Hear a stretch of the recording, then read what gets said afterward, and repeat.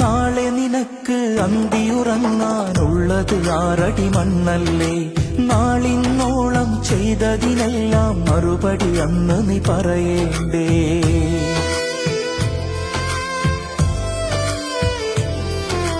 നാളെ നിനക്ക് അന്തിയുറങ്ങാനുള്ളത് 6 അടി മണ്ണല്ലേ.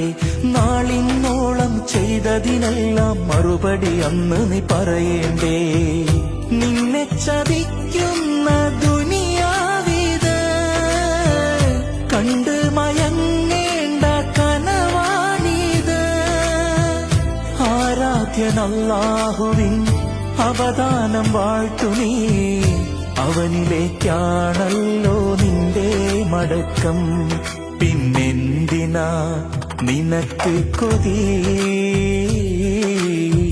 ദുനിയാവിൻ ലഹരി.